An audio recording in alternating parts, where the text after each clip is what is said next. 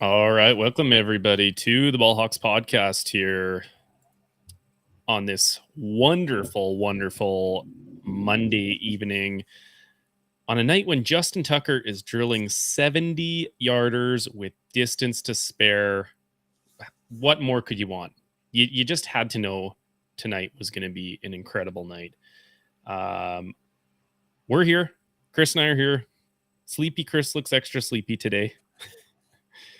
New get up early in the morning and lift heavy things up and put heavy things back down. Chris is looking a little tired, but you're here and you are on your journey to great things. I am wiped out. I had a journey of a weekend with sick children. And, I mean, I was trying to point out like the positives, like, hey, you're still doing this whole like eat good, eat. People, I got a message from our very full. See, that's a box of okay, well, let's just pretend for a second he didn't do that. I got a message from Christopher over the weekend. This is where he's at in his health journey, people. He took a handful of spinach, and I believe I didn't actually clarify this, but I'm 99 and 100% certain that you grabbed a raw handful of spinach and just chucked her back. Yeah. Took a handful out of the bag and just I didn't even close the bag before I ate it.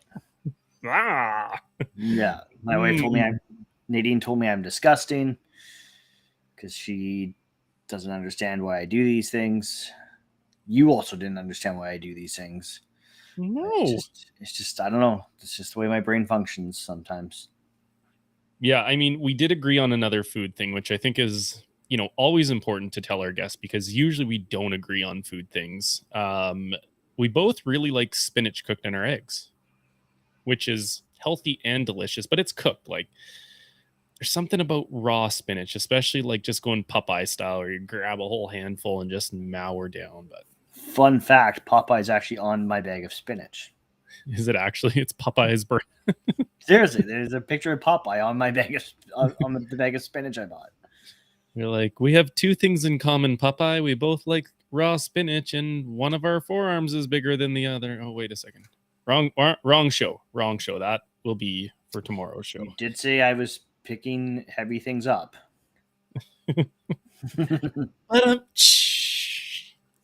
Chris for the win on that one. So anyways, football stuff, we're gonna probably do a bit of a quick hitter here. It's already 8:45 in the evening on this very snowy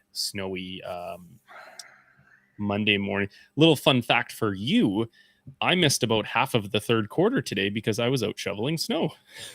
So there's a little lapse in I'll have to go back and watch it, but I don't think I missed a whole lot. I didn't have to shovel today. I came home. I came home and my wife did it. Samesies. I was like, who shoveled the driveway? She's like, I did. She's like, who did you think did it? I was like, the kids across the street. Like, Christopher, no. I can probably count, and this isn't a knock against my wife. This is because I don't expect my wife to do these things, and it is something that I fully expect to have to do myself. I think I could count on one hand how many times my wife has shoveled the driveway. And we've lived in our house for 10 years. I'm going to refrain from commenting here because I think no matter what I say, there's a trap somewhere in there. Yeah, no, like I said, it's not a knock against my wife. It's just, that's something that I don't expect my wife to do it. When I was growing up, my mom didn't shovel the driveway. The boys did it. I mean, I had two brothers, so it was like, grab a shovel and get out there and shovel the driveway. Yeah, it's just, I don't know. It's just something that, I told her, I was like, you don't have to do that, right? I was coming home I was going to eat dinner and go outside and shovel the driveway. Those are just the things that I expect to do. I am man, hear me roar, says Chris Phillips. I actually, yeah. Oh, that spinach is coming, going right to your head, I guess. Don't touch my driveway. Ooh. Nice Tool Man reference there. Thank you. You know what? I think I let you go first last week, so I'm taking the reins. We're also just coming off the Ravens' big Monday night victory down in New Orleans to take on the Saints. I actually know a guy that was at that game tonight. Oh, yeah? Yeah, he was in New Orleans for a work thing, and work was like, well, you're there. Why don't you go to the football game? Man. Sometimes I just wonder, am I in the right profession? I want to get sent away to work and go like, oh, did you want to just go watch like an NFL football game? Okay, thank you so much. Appreciate it. Please, sir, can I have some more? S'mores, we're not camping. One of the big news coming out, or part of the big news coming out of today, was the Ravens were going to display their shiny new toy in I can only see Justin Houston's name because I want to talk about him so bad. Roquan Smith. Deshaun Jackson. Deshaun Jackson, who went out possibly with a hamstring injury. They got linebacker Tyus Bowser back on the field today, who is coming off of a ruptured Achilles last year. Sounding like second round pick David Ajabo was super, super close to coming back. He also had that torn Achilles at his pro day at Michigan. So, the defense is starting to roll, and it's a lot of fun to watch, like this Ravens defense of old, where they're aggressive, they hit hard, they get pressure on the quarterback. They don't give up a lot of points, except for, if you're not tackling at the end of football games, something to think about. You might want to finish plays. But it's going to be all pretty much good news from me. I every week I'm kind of waiting for that letdown that, Ravens are up by a bunch in the fourth quarter and they let down. They've rattled off 3 straight wins. Say what you want about the opponents they're playing. They are getting wins in the football world, and that is all that counts. So one of the first game plays of the game in the first series, Tyus Bowser just comes flying in it. Andy Dalton, which we absolutely love, the Red Rocket, now that he's out of the AFC North. And Roquan Smith, from the start of the game to the end, was just running with his hair on fire. Like, he was everywhere. He is exactly what this defense needed. I don't know the last time we have had a sure tackler like this guy. Like, he is making one-handed grabs on Kamara as he's coming through, and he's not letting go. Like, some of these powerful running backs, you get a hand, you get a couple arms on them, and they can still push you back a yard, 2 yards. When Roquan Smith gets his hands on you, you are stopped, no extra yards. You're not pushing for like that first down. He is I knew he was a tackling machine, but how many Bears games have I watched? Not many. So it was a lot of fun really watching him, especially, he's obviously really good off the ball, but, that run defense, like Alvin Kamara has been playing really well as of late. I have him on my fantasy team. I know that. They just allowed nothing the whole time. Did you watch this game, by the way? Bits and pieces. I was with Nadine having the kids home sick from school today. Instead of cooking dinner, I was like, I'll just bring something home. But then, of course, it's like, well, the kids wanted Wendy's. I was like, well, I don't want that. And then I was like, I asked Nadine, I'm like, what do you want? She's like, well, I really want Opa. I'm like, well, okay, I don't want that either. So I went to 3 different places to pick up dinner tonight. So I didn't get home till like 6. And then we've made a habit of turning the TV off during dinner because my kids just make a habit of watching TV when it's on, no matter what it is. So not really. I did see Justin Houston. I'm pretty sure he committed murder. He hit Andy Dalton so hard. And then I was gonna watch the fourth quarter after putting the kids to bed, and Sleepy Chris attacked, and I fell asleep on the couch. Light out. Yeah. Yeah, if you watch the early parts of the game, um, the offense was like they were marching. We've titled this "The Ravens Come Marching In," fitting. But it was true marching, and I'm not sure if that's all good or if that was the play design, but um, they were kind of setting themselves up in second and long, third and long. I really wanted to see them make some adjustments early on with their first down to get those second and manageable, third and short kind of situations, um, which you can convert on. So um, that'll come a little bit later. Obviously, the first touchdown play call was kind of this fun QB designed looking run. I'm not sure if you saw it. I They kind of did see it because I was watching SC with Jay Onright and our boy Luke Wilson, and that was like the first highlight that they showed was that the touchdown.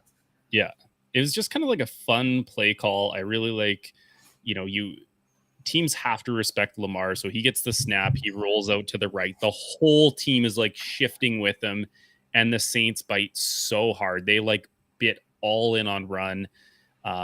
Rookie tight end Isaiah Likely does kind of like this corner route, gets over top of the first defender. That safety is a little too far away, and Lamar just floats a beautiful pass right over top, scores the touchdown, and kind of They likely couldn't have drawn it up any better. there's just so many good puns with his name in his NFL future. It's that good. It was likely the nicest touchdown of the game. I love it. Monotone Chris strikes again. It's likely Chris will not be excited tonight. Yeah, one of the big things. It's likely I could be. All right, where's this mute button on this guy? Yeah, okay. This is going to be the worst recording ever. My apologies, people. We're all over the place. This is what happens when spinach and lack of sleep hits you. I don't recommend it. It's likely I haven't had enough sleep today. Yeah. So offensively, time of possession was like the big thing in the first half. The first touchdown is 11 plays, 7 minutes and 2 seconds. The second touchdown, 13 plays, 7 minutes, 5 seconds. When you're eating up the clock and other teams can't put their offense on the field and you are controlling that time of possession, it's just such a huge advantage for teams. And I know that's been like the knock on this like era of Ravens is like, oh, well, what happens when you go down against teams? But I think they've shown finally over the last few years that they can come back against teams. So you mix the ability to come back with the old ability of just controlling the clock, controlling the possessions, making them play your brand of football. And I think that's a dangerous thing. You are right. Justin Houston was, I think, Troy Aikman, maybe the only intelligent thing he said all broadcast. I think it was him. He said, Justin Houston is like the ageless wonder, which is completely true. He was playing absolutely out of his mind. It was so much fun to see. He ended the game with 2.5 sacks and that final interception. Turns out he told reporters that he was thinking of retiring this offseason. Him and his wife went for a little vacation. He turned the phone off. He did a lot of praying.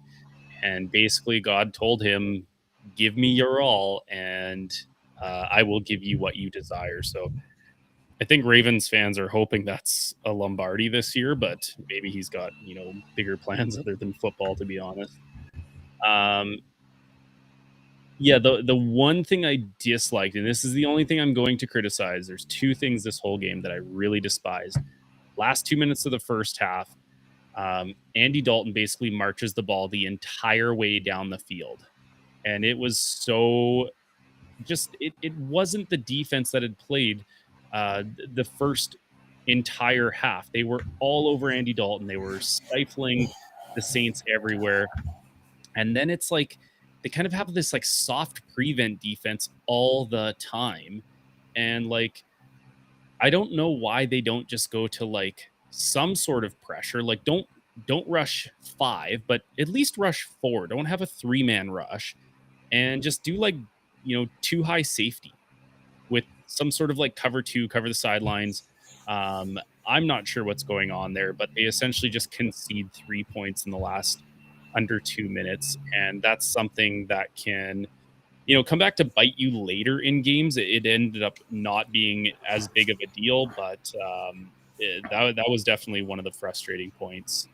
And it looks like we've got we don't even know who this is. It would be kind of fun to find out who they are by the end of season 2 of the Ballhawks podcast. But Cookies Be Good is back.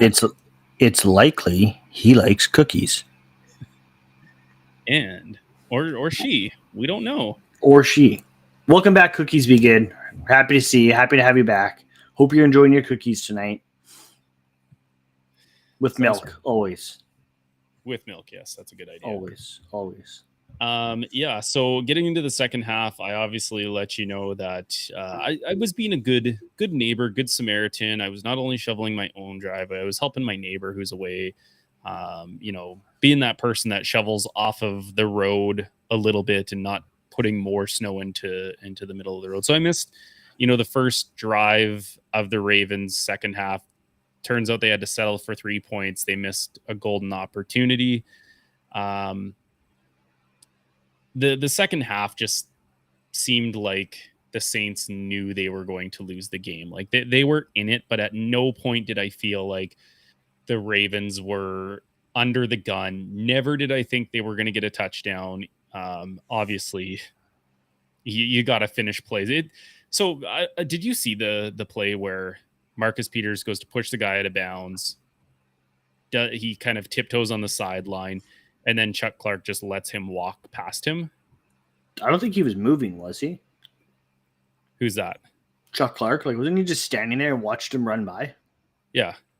So here's the interesting thing, and I would love to be inside some of these, clubhouse meetings to know what was going on in his mind, or what he heard, what he saw.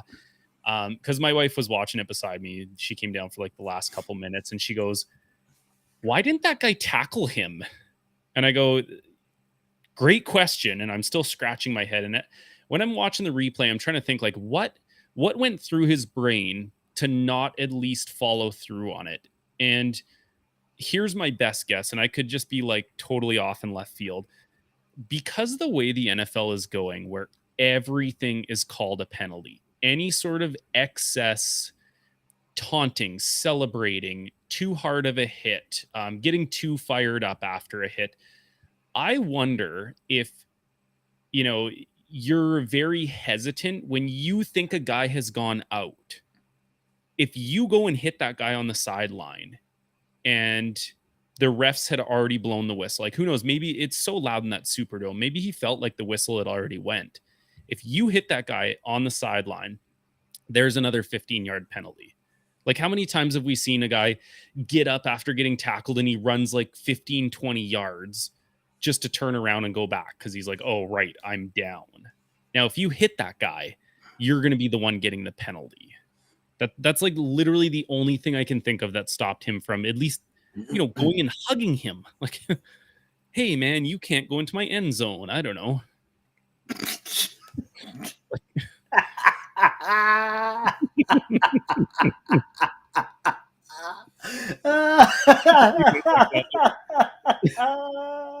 I was trying to see how sleepy you really were there. Anything past Chris. You weren't gonna slip that one by me, man. No way, Jose. You're not allowed in my end zone. It's likely he doesn't like that.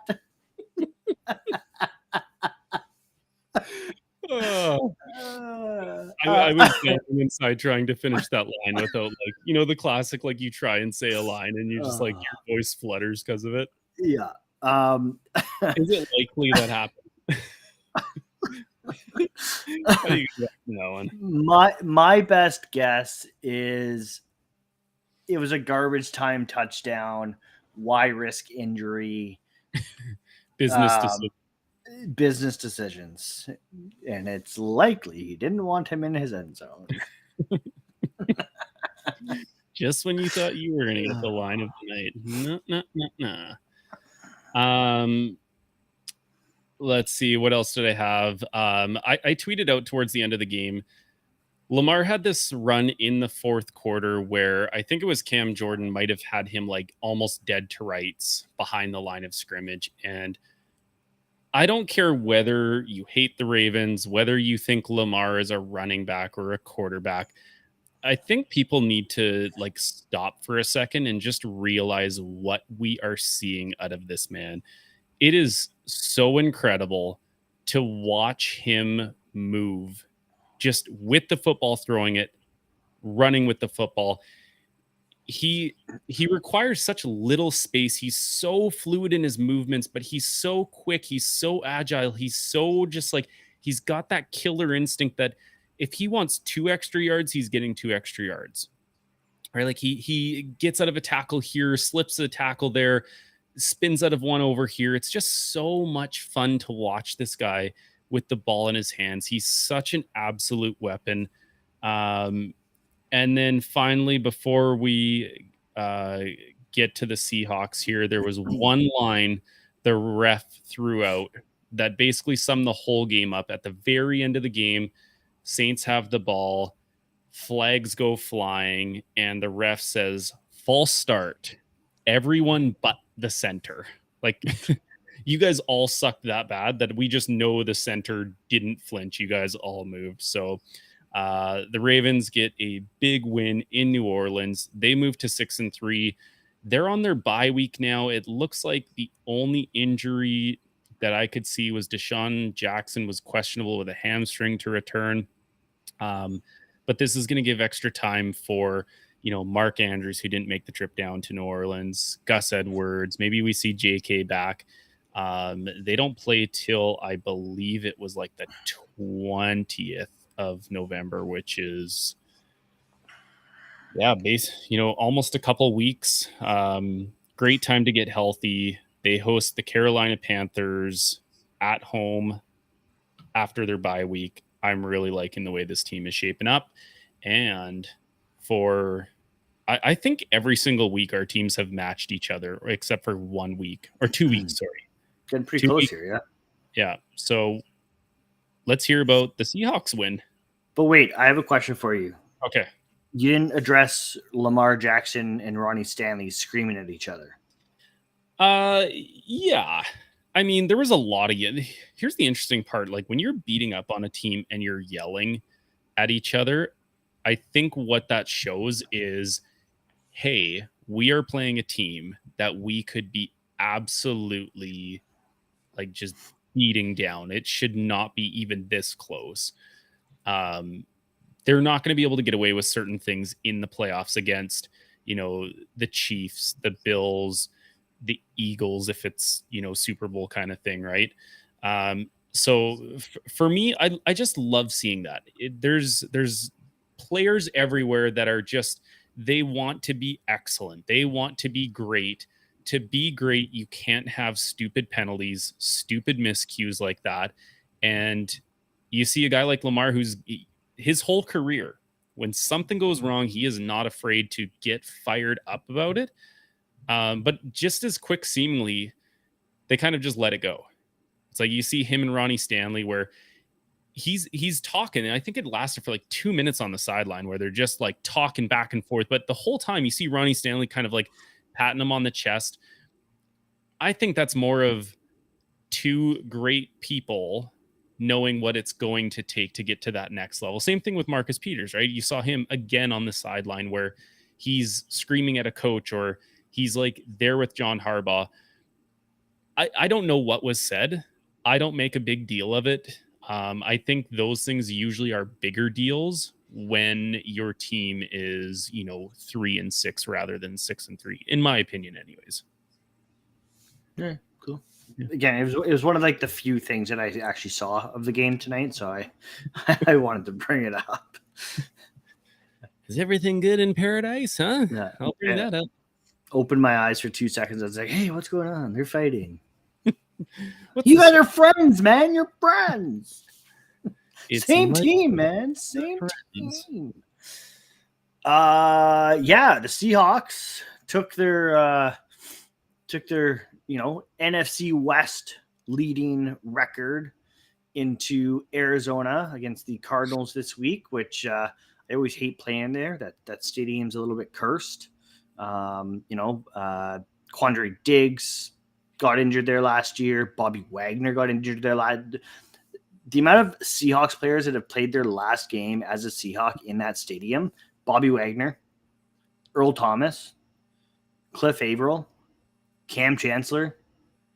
I think Russell Wilson's last game was there too, actually. Really?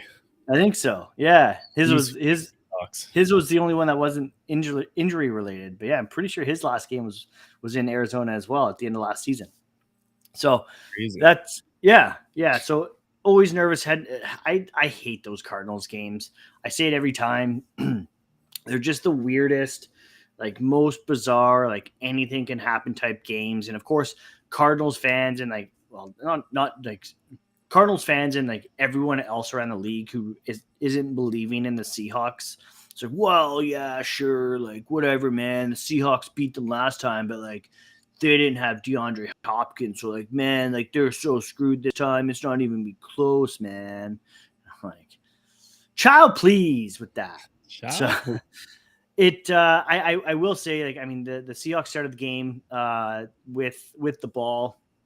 Their offense was moving down the field pretty well, and then it stalled, and they had to settle for an opening drive field goal, which I wasn't necessarily happy about. I would have liked to have, of course, seen an opening drive touchdown. I mean, don't get me wrong, I was nervous about DeAndre Hopkins returning for this game. You just never know.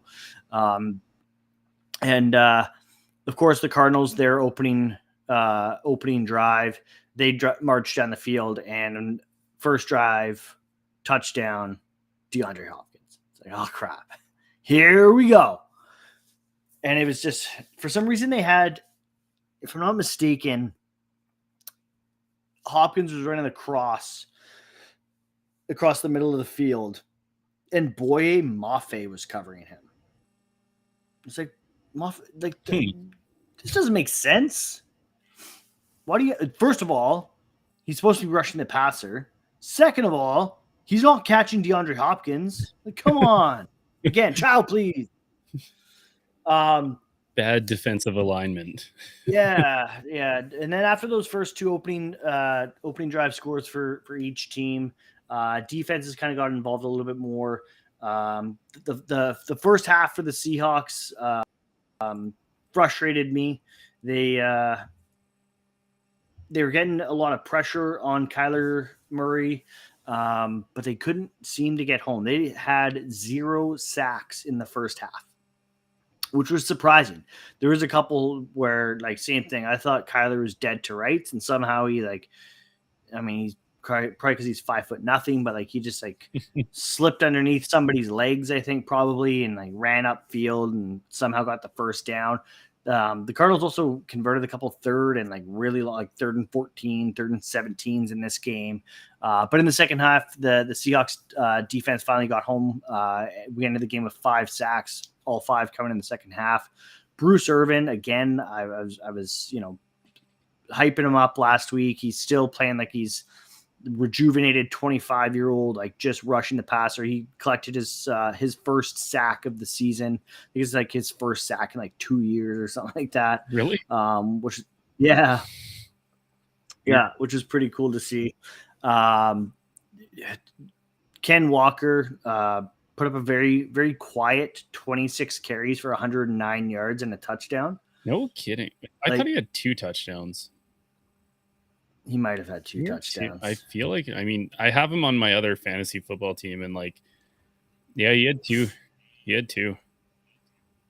He did have 2. You're right. It was very quiet. Like, how? Yeah, he just touchdowns over the century marker, and you're not really being talked about in the NFL lore right now. Like, this kid is the best runner in football right now. Like, I will say that. Yeah, but that's only because Brees Hall got hurt, man. I mean, that might not be a lie, which is not, again, that is not a knock on Kenneth Walker. Like, the fact that it might not be a lie does not disparage like what he's been doing. It's just like every week you can guarantee that this kid's going to score. Every week you can guarantee that his yards per carry is going to be high. And you can guarantee every week that Pete Carroll is going to feed him the ball because of point A and point B. Like, if you're good, like, feed him the ball. The reason I say it was quiet is like he didn't have any of those like super flashy, super electric, like, 20, 30-yard runs, or like it was very quiet, very patient, waiting for his holes to open up, hitting the hole when it was there, hitting the hole when it was like he was effective. Yeah. So he is, I think this must be before Monday Night Football, but he's 15th in the league in rushing yards, which doesn't sound like wow type numbers. When but he also wasn't the starter till like week 5. I was going to say it was September 18th. Was it San Francisco that was the first game? September 18th must have been it. So 4 carries that game, 3 carries the week after that, 8 carries the week after that. October 9th was when he scored his first touchdown and had 88 yards. So he's only really had 4 full-time games, and his numbers are 97 yards, 168, 51, 109. And he has 7 touchdowns in his last 5 games. Yeah, it wasn't. Because Penny got hurt in the New Orleans game, which was week 5. So he's only been the number 1 guy for 4.5 games. Like, if you take, and I know like it's a small sample size, and he's gonna like hit his his growing pains in games where he doesn't like explode for almost 100 yards, but even if he's half of what he's shown in these 4 games as the full-time starter, that's a good running back, like a really good running back. He's playing himself into the conversation of maybe best running back in the league. I don't see why you can't. Like, okay, sure, but if Brees Hall isn't injured, sure, that's absolutely a conversation point. I think Brees Hall catches the ball out of the backfield better than Kenneth Walker. But if we're just talking like pure runner, I would put him up against Derrick Henry. They have a different skill set, like definitely different running style, different skill set. But I would put him up there with the Derrick Henrys, the Christian McCaffreys, because he can do it. Yeah. Tyler Lockett is infuriating. Oh. we had a lot of fun talking about him. Yeah, you happen to be watching the game at that exact moment, and I think the text you sent me was, "Are you watching this live right now?" And I replied back something like, "That was brutal." Yeah. Like, I get it. Like, I don't know what's going on with him, like mentally, physically, whatever. Like, clearly he's doing his best to avoid contact, but he flat out cost the Seahawks a first down in this game. Like, it was so obvious. It was so obvious. Oh. Big picture, big picture. It doesn't matter. Big picture, but like, guys, it doesn't actually matter. Okay. But like those things can't, like those little things can come back and bite you in the ass. Yep. Let's jump way ahead of ourselves and let's talk playoffs. Playoffs? Thank you. Jesus Christ, that took you way too long. And let's say he does something like that in a playoff game. Well, that can cost you the game. Like it's like you play to win the game. Yeah, and I don't know. And he tweeted something today about like, like all these oh man, it's so funny how like being a professional athlete is like the only profession where people can like critique you just openly and like have no idea what's actually going on or like something along those lines. It's like, well, like it's pretty obvious what's going. Like, you don't want to get hit, that's fine, but like, I don't know, figure it out.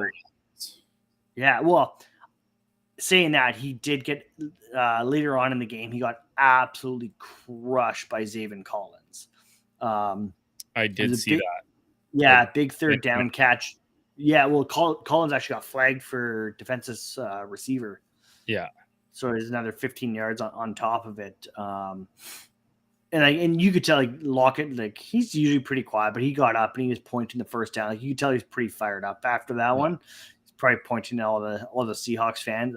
You know, he was somehow reading the tweets after that first one that he took a dive on. He's pointing to all of us, being like, "See, I can do it. I can take those hits."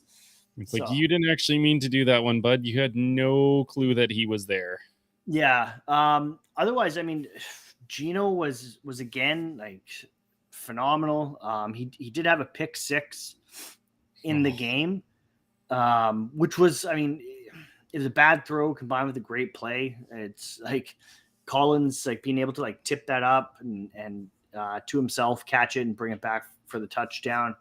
But the most impressive part on that was after Gino threw that pick six, the Seahawks got the ball back. They had a 17-play drive that started on their own 25-yard line, lasted 6.5 minutes, and ended with a touchdown to Tyler Lockett. Nice. So, like, if that's how you're gonna respond after throwing a potentially back-breaking pick six, I mean, sure, do it. Like, because I think that pick six put them down 14-10. And then the touchdown put them back up 17-14, and they didn't look back after that. Because after that drive, the very next possession, they went started on their own 19-yard line. They went 81 yards in 14 plays, took 6 minutes and 46 seconds, and that one ended with Kenneth Walker's first touchdown of the game. Holy moly. So now they're up, 24-14, right? It's just, at this time of the year, I really feel like, and we're going into like kind of these winter months and stuff like that. You know, I talked about it with the Ravens, but the Seahawks are another great example of teams where they just dominate the time of possession. They can run the ball. They can hold on to the ball. Time of possession yesterday, the Seahawks possessed it for almost 10 minutes more than the Cardinals. It's 34.5 minutes to 25.5. So almost like basically getting an extra drive or two in the game against your opponents. Like that's such a huge advantage. Yeah. Being able to just have those long drives and have them ending in points is so important. Like that's how you win football games. Control the clock, control the ball, put some points on the board, hopefully more than the other guy. And that's a key for success. Agreed. So, and then of course the Cardinals they scored a late touchdown to try to, give us all of us Seahawks fans a bit of a heart attack and make us a little bit nervous to make it 24-21. Seahawks are getting the ball back. They're looking for that backbreaker, seal the game type of drive.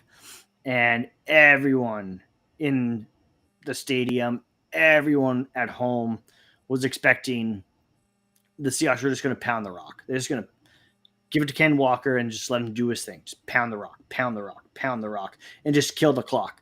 Well, no. They open up that drive with a swing pass to Noah Fant, who turned on the Jets, busted up the field for a 51-yard reception, longest play of the game. Noah Fant led all Seahawks receivers in receptions, or in yards, on Sunday, and put the Seahawks in position to ice the game. Because after that, what do? They hammered the ball with Ken Walker, which ended in a 5-yard touchdown, as Steve mentioned earlier, his second of the game.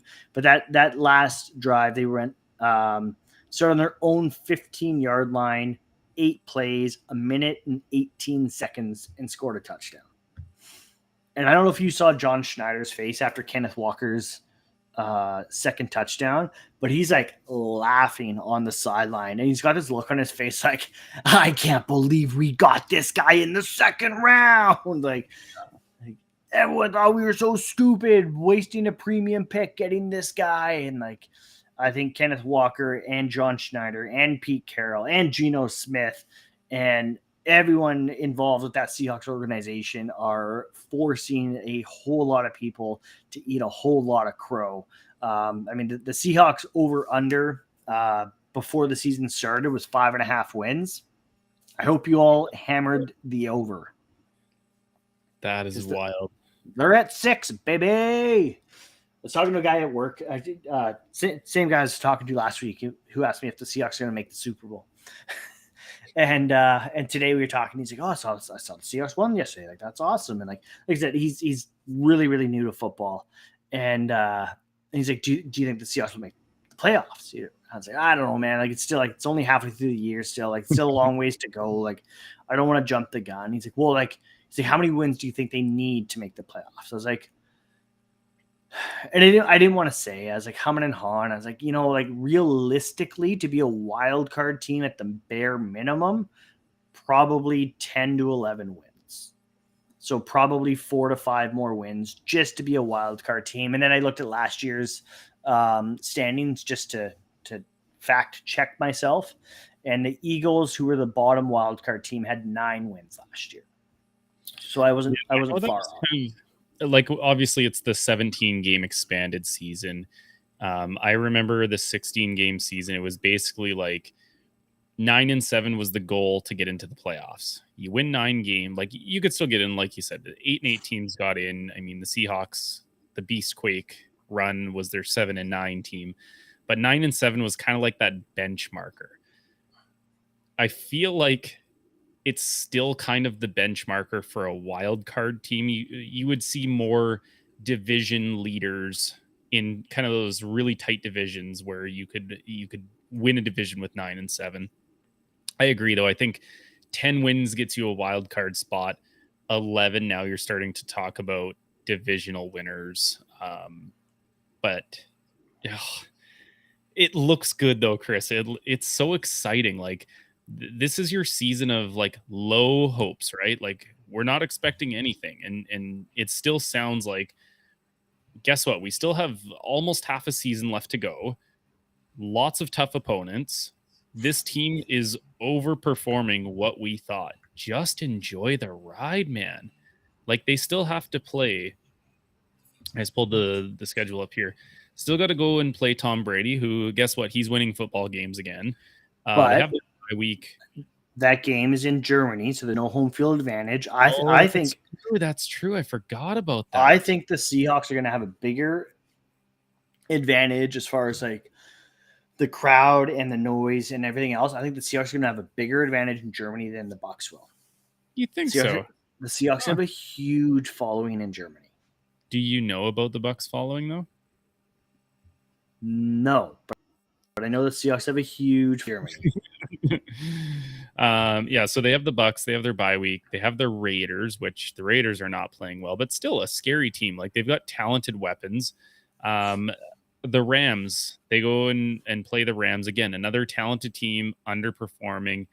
Play the Panthers, they play the Niners, they play the Chiefs, they play the Jets, who just took down the Bills, and then they end the season against the Rams. Like, out of all of those teams, I'm going to say the only like give me win is probably the Panthers. But then you're starting to even at that, like I would bet money the Seahawks are going to win that game. But you have a Panthers team who is young, rebuilding. They're basically the laughing stock of the NFL right now, which is hard to do with any team owned by Dan Snyder still. And you're going to have young guys who are trying to play for their jobs. You're going to have coaches who are trying to win coaching positions next year. The only way you get those kinds of things is if you're coach and GMs see those results on the field. So a tough lineup for them. Basically the exact opposite of what the Ravens have coming off of their bye week. Luckily for the Seahawks, they have 5 games at home remaining. They have the neutral site game, which I think works in their favor. So there's a couple things that, definitely some difficult games and some very, very talented teams. Of course, those Rams games, like I said, I think last week or the week before, Sean McVay's Pete Carroll's kryptonite for some reason. 49ers, I mean, of course, they are. I mean, it's hard to say they're not one of the best teams in the league. Defensively, offensively, I mean, Jimmy Garoppolo sucks, but they're winning in spite of him, I would say. So that offense plays better with Jimmy Garoppolo. Like, I don't know what it is. He's like the Geno Smith. Because they don't need someone to do too much. They just need him to. I made the comparison. Like, he's basically like a GQ version of Geno Smith. Like, stay in your lane. Stay in your lane. Don't try to throw a ball when you can't throw a ball. See what Pete Carroll said today? No. He said something along the lines of like, yeah, like Geno's been like running Shane's offense really well. Like we have him wearing a wristband. I think he's got the play calls on his wrist type thing. He's like, we got him wearing one of those this year, which like we've never done that before because there was resistance to that in the past. We've never been able to do that in the past. Basically, so Russ wouldn't wear a band. Yeah, and Tom Brady has worn it his whole career, but I can't do it. Yeah, well, and like also like said when also on to say that like like Shane's calling the plays and Geno's not quite. Geno's just running the plays that Shane's calling, which is getting us up to the line with more time left on the play clock, so he can check out a plays and make adjustments at the line of scrimmage if we have to. Like, just I mean, praising Geno, but like lowbrow dumping on Russ a little bit as well, right? You gotta love it. You gotta love it. Yes and no. Like, don't get me wrong. I don't want to see the Broncos do well this year because we do have that first round draft pick. But like we were talking about a couple of weeks ago, there's something I think mentally going on with Russell Wilson. Yeah. Obviously, physically he's dealing with some injuries as well, but I think mentally he's just struggling right now. Which, don't get me wrong, I understand that some of that is his own doing, especially if what Marshawn said is true, that if you want to get through to Russ, you got to go through his agent or whatever. But still, you don't like to see it. No. But 6-3, baby, let's go! What a time to be alive! The Seahawks have as many wins as the Rams and Cardinals have combined. We're gonna have to timestamp that in case something catastrophically goes wrong in the season, and our 49ers and Rams fans who listen to the show are going to have some words for you, Christopher G. Phillips. Bring it. Like we said, guys, quick hitter today. We're both pretty tired. Any last words before we check out? No, I think I got it all out. The rookies were phenomenal again this week. Shout out rookies. I think it was Baldinger recently was like, this is the greatest draft class of all time. Like, all time. Well, we'll see in a few years. I get the sentiments. Like, the rookies are playing out of their minds. The early returns on this draft class is unmatched. Yeah. To have like I can't remember the exact numbers, but I saw something earlier or late last week. It was like snaps taken by rookies, and the Seahawks were like over 1,000, and I think the next closest was like 400. Crazy. Yeah. Well, it would be really interesting to go through all of the Super Bowl teams since like 1960 or whenever the merger was, and figure out the average amount of snaps that rookies take in those championship teams, and then maybe even compare that to like when the salary cap became a thing, because I really feel like in order to put your team over that next little bit to win a Super Bowl, you need those kind of like low contract rookies to be making big impacts. And I don't know if we've ever seen a rookie draft class come in and just dominate and just exceed expectations like insurmountably as we have with the Seahawks draft class. Yeah, like I said, watch. just contributing all over the field. Yeah, it's been really fun. Like, this is our second, in the end zone. Yeah, this is our second year doing this, and I will admit, last year I did not watch my fair share of Seahawks games, and I thought this year, you know what? If I can have a few extra minutes, I'm going to try and watch more Seahawks games. And man, it's been fun, especially those two rookie corners. That's where I'm going to leave it at. They're so much fun to watch. Man, like as much as like I love Tariq Woolen and like as good as he's playing, man, there's something about Kobe Bryant that he's got that dog in him, and it just like I love Kobe Bryant. I think part of it too is that like I really wanted the Seahawks to get Kobe Bryant. He was the kind of the more known asset than Tariq was going into the draft weekend and even after the draft week. So I really wanted them to get Kobe, and I was super pumped when they did. But yeah, I mean, I couldn't be. I told Nadine on Sunday when I was freaking out watching the game. I was like, we need to drive to Seattle. I was like, I need to get like 4 new jerseys. She's like, pardon me, 4? I was like, I need a Tariq Woolen jersey. I need a Kobe Bryant jersey. I need a Kenneth Walker jersey. And of course, I need Uncle Will Disley. Of course you would get Uncle Will. Yeah. And then she told me I have to buy my son one too then. Well, guess we're buying 5 jerseys.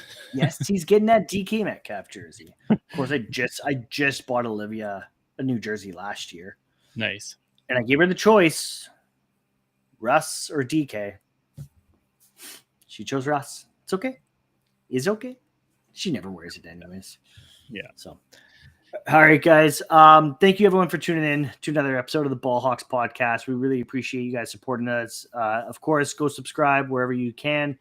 Leave us a rating and a review. Don't forget to hit us up over on Twitter. Give us a follow at ballhawks_pod. Follow Steve for all your Ravens, Canucks, and other random oddities that you may see on Twitter at ssfisher87. I might have a thing or two to say over there as well at phillipschris12. And as always, guys, we'll talk to you next week. And